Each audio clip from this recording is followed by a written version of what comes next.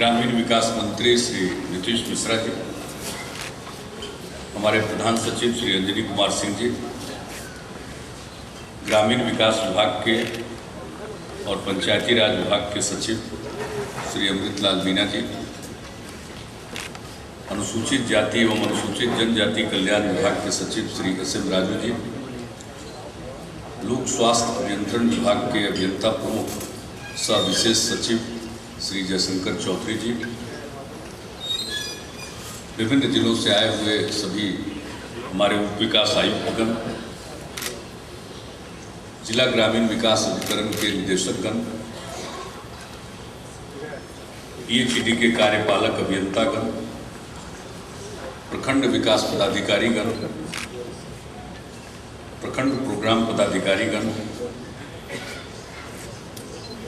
स्वच्छता कार्यक्रम के प्रखंड समन्वयकगण, ग्रामीण विकास एवं लोक स्वास्थ्य अभियंत्रण विभाग के यहाँ उपस्थित सभी अधिकारीगण, विशिष्ट अतिथिगण, प्रिंट एवं इलेक्ट्रॉनिक मीडिया के यहाँ उपस्थित प्रतिनिधिगण,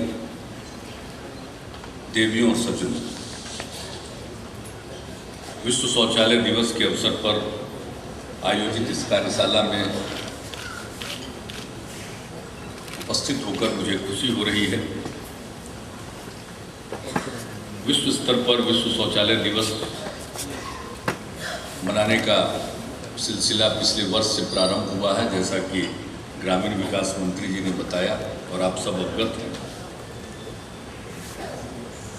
और इस वर्ष से बिहार में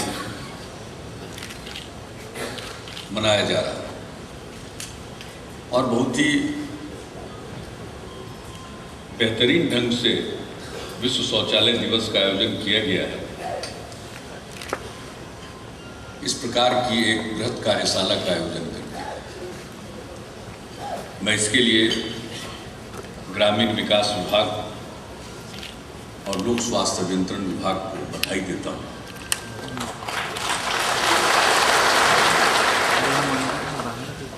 शौचालय की क्या अहमियत है, इसके बारे में आप सबों को बताने की जरूरत नहीं,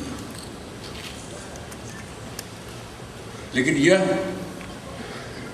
हम लोगों की प्राथमिकता में प्रारंभ से रहा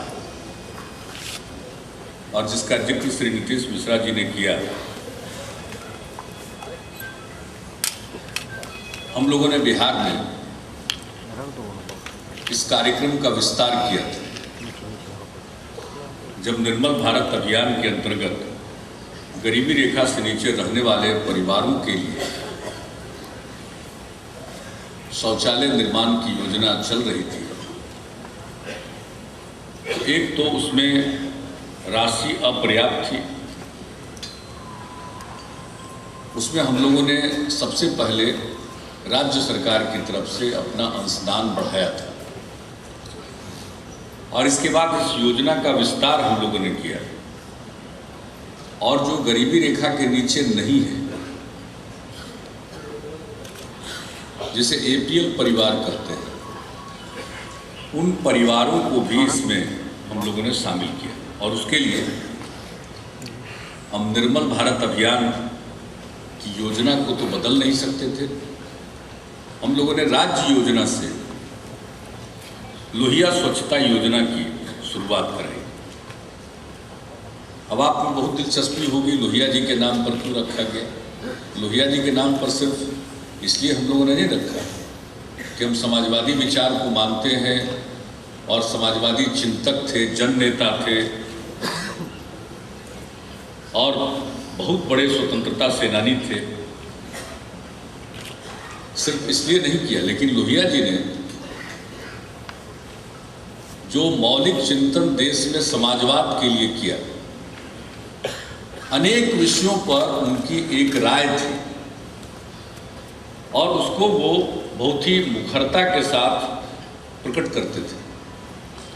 50 के दशक,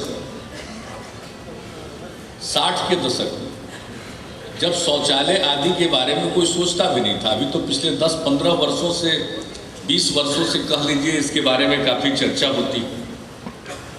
नदियों की सफाई के बारे में अब तो पर्यावरणविद काफ़ी सजग हो गए हैं और अब नदियों के सफाई की बात की जाती है, लेकिन 50 के दशक में लोहिया जी शौचालय की बात करते थे, नदियों के सफाई की बात करते थे।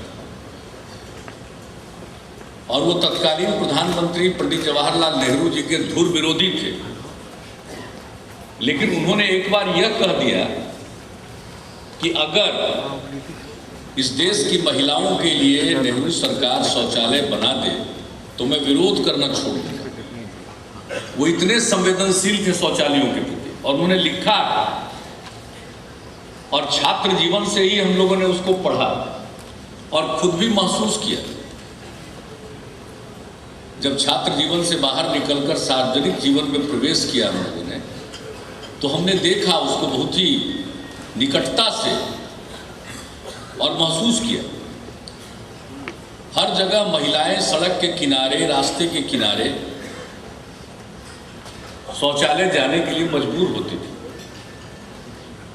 और जब सड़क किनारे महिलाएं शौचालय के लिए जाती थी और जब कोई गाड़ी, उन दिनों तो इतना ज़्यादा वाहन भी नहीं था, जब गाड़ी निकलती थी तो फिर उनको खड़ा हो जाना पड़ता था। अब किस प्रकार का कष्ट है, इसको लोहिया जी ने समझा और इसको वाणी दी। और ये उस समय की बात है, 50 के दशक, 60 के दशक हम लोगों ने पढ़ा, तो ये मेरे दिमाग में बात थी। और महिलाओं को क्या कष्ट है, हम लोगों का संबंध ग्रामीण जीवन से रहा,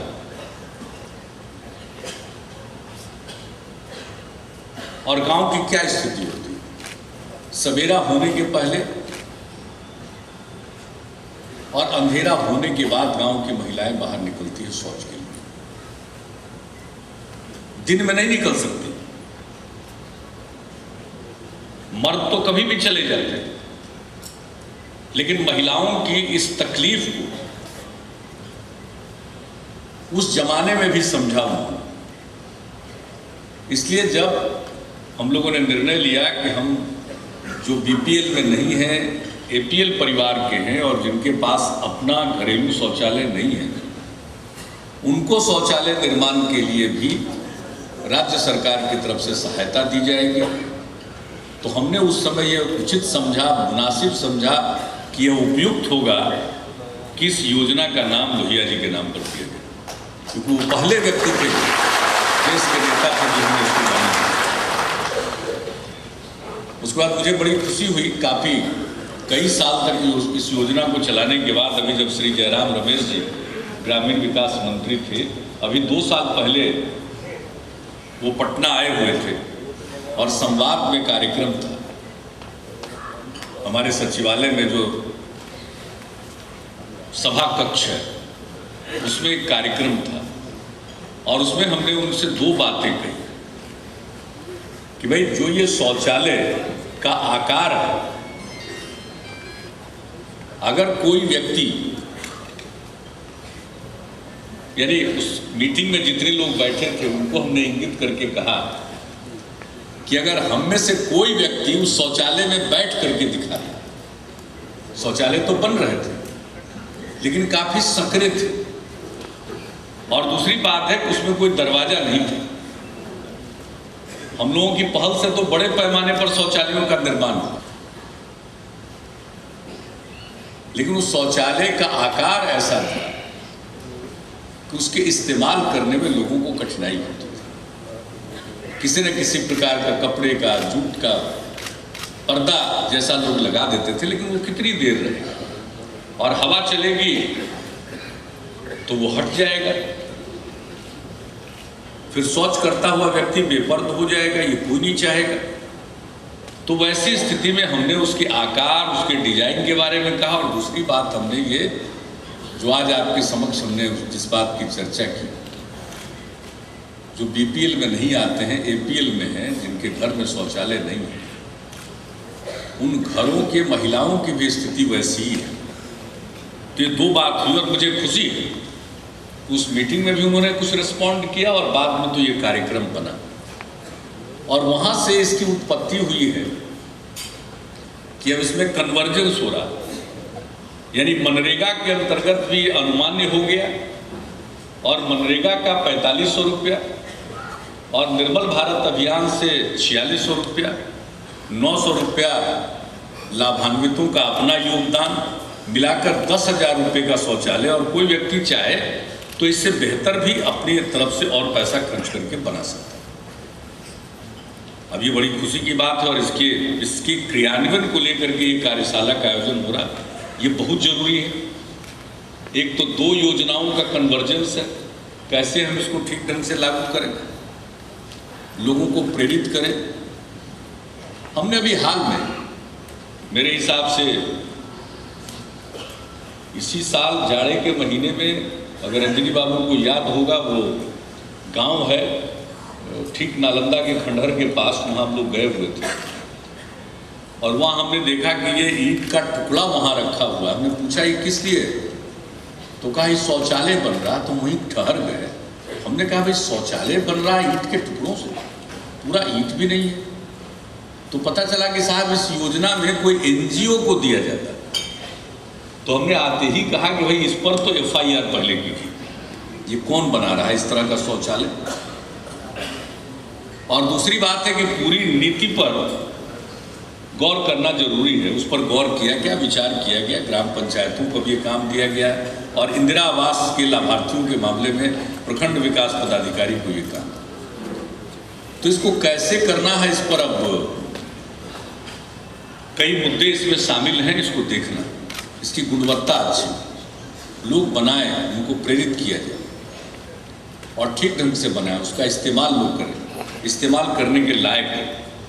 तो इन सब चीज़ों की जानकारी देना, समझाना और पुराने जो अनुभव रहे, किसी काम में अगर लगा दिया जाए कोई बाह्य एजेंसी को, तो इन दोनों एक दौर चला है कि हम लोग निश्चिंत हो जाते हैं कि सरकार ने बाह्य एजेंसी को काम दे दिया और वो उस काम को करा रहा है, काम अच्छा करा रहा है, बुरा करा रहा है, इससे कोई मतलब नहीं है।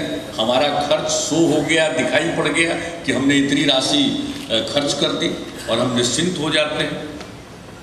अब ये निश्चिंतता वाली बात नहीं है, अब तो सीधे जवाबदेही है, प्रखंड विकास पदाधिकारियों की है, ग्राम पंचायतों की है और इसको ठीक ढंग से क्रियान्वित करना है। तो मुझे पूरा विश्वास है कि इस कार्यशाला में सारी बातें होंगी और इसका क्रियान्वयन बहुत अच्छे ढंग से होगा। PHED और ग्रामीण विकास विभाग दोनों के अधिकारी, इंजीनियर, सब लोग इसको काफ़ी ऊंची प्राथमिकता देंगे और ये काम होगा।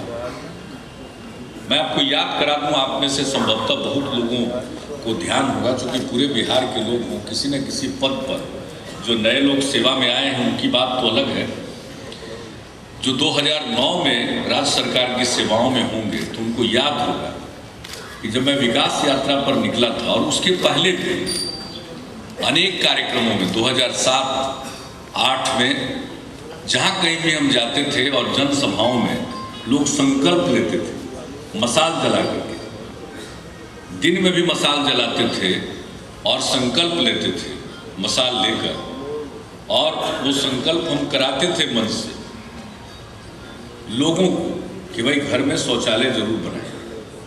और अनेक प्रकार के नारों के जरिए लोगों के बीच में इसे प्रेरित करने की कोशिश की गई कि साहब जिसके घर में शौचालय नहीं हो उसके घर में लड़की की शादी नहीं करनी है। अब इन दिनों जो अभी पिछले कुछ दिनों में एक नारे को लेकर के कुछ चर्चा हो गई देश में बहुत ज़्यादा,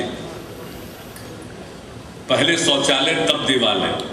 ये तो हमारे बिहार में 2007 से ही दीवारों पर लिखा हुआ है, बहुत पहले से चल रहा है। मुझे तो देखकर आश्चर्य हुआ कि बाहर अभी इसकी चर्चा हो रही है हमारे बिहार में। तो ये नारे लिखे हुए थे, गांव की दीवारों पर लिखे हुए थे। और निर्मल भारत अभियान के ठीक ढंग से क्रियान्वयन के अलावा जो अन्य लाभार्थी हैं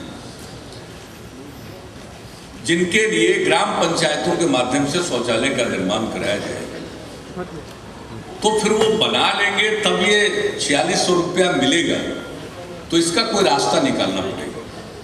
तो हम लोगों ने इसके लिए सोचा है कि प्रत्येक ग्राम पंचायत में एक ब्रिज फंड की स्थापना कर दी जाए, 2 लाख रुपया उसमें डाल दिया जाए प्रत्येक ग्राम पंचायत में, और उस ब्रिज फंड से लाभार्थियों को ये पैसा दे दिया, वो शौचालय बन जाएगा तो फिर निर्मल भारत का पैसा रिलीज हो जाएगा और वो पैसा इस ब्रिज फंड में आप जमा करा दीजिए।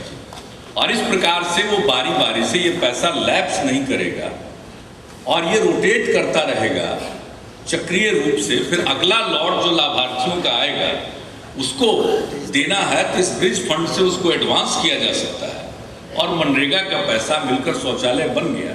और जब शौचालय बन गया तो निर्मल भारत का पैसा रिलीज हो जाएगा और वो पैसा इस फंड में चला जाएगा। तो एक इस स्कीम के लिए हम लोगों ने सोचा है, आप सब लोग बैठे हुए हैं, मुझको ऐसा लगता है कि ऐसा करने से शायद आपको क्रियान्वयन में सहूलियत होगी। मैं आप लोगों से सुनना चाहता हूं, क्या इससे सहूलियत होगी? ये किया जाना चाहिए। चलिए तो ताली बजा करके इसका समर्थन करिए तो पता चलेगा। अब एक तो हम केंद्र सरकार से मांग करें, जैसा अभी हमारे अमृतलाल मीना जी ने भी बोलते हुए बताया कि भाई ये जनगणना का फिगर लेते हैं और फिर अपने आंकड़ों के आधार पर किसी भी राज्य के लिए ये निर्धारित करते हैं लक्ष्य। हम लोगों ने अपना पारिवारिक सर्वेक्षण में संशोधन कराया, रीसर्वे कराया, तो हम लोगों को 2 करोड़ 19 लाख परिवार गांव में मिले। तो हम तो किसी परिवार की अवहेलना उपेक्षा नहीं कर सकते। तो हमारे लिए तो 2 करोड़ 19 लाख परिवारों के लिए शौचालय, जो शौचालय विहीन परिवार है उनके लिए बनाना है। इसमें भारत सरकार द्वारा लक्ष्य यहाँ के लिए निर्धारित किया गया है 1 करोड़ 11 लाख। तो हम भारत सरकार से ये मांग करने वाले हैं, उनको प्रस्ताव भेजा गया है कि नहीं, हमारे यहाँ 2 करोड़ 19 लाख परिवारों को आच्छादित करने का लक्ष्य बिहार के लिए निर्धारित किया जाए और उसी हिसाब से फंड दिया जाए, क्योंकि किसी एक परिवार को छोड़ना। और इस तरह से हमारी आबादी बढ़ रही है तो परिवार भी बड़े हो रहे हैं, तो परिवार बंट रहे हैं, तो परिवारों की संख्या तो और बढ़ती चली जाएगी। इसलिए 2 करोड़ 19 लाख का मिलना चाहिए। अब जब इतनी बात हो गई तो हम लोग को क्रियान्वयन में इस बात को देखना पड़ेगा। अब डीडीसी यहाँ सब लोग बैठे हैं, आप दोनों डिपार्टमेंट से संबंधित योजनाओं के प्रभारी, तो आपके स्तर पर समन्वय हो सकता है, चाहे स्वच्छता का कार्यक्रम हो या मनरेगा का कार्यक्रम, ये दोनों से आपका सीधा सरोकार। तो आपके स्तर पर, डीडीसी के स्तर पर इस बात को देखा जाना चाहिए कि फील्ड में अन्य लोग इस योजना के क्रियान्वयन में कोई कोताही तो नहीं बरत रहे। ये खुले में शौच करने से लोगों को रोकना, 90% आज जो बीमारियां होती है वो खुले में शौच के कारण होती है। सबका इलाज होता है, लोगों को डॉक्टर के पास जाना पड़ता है।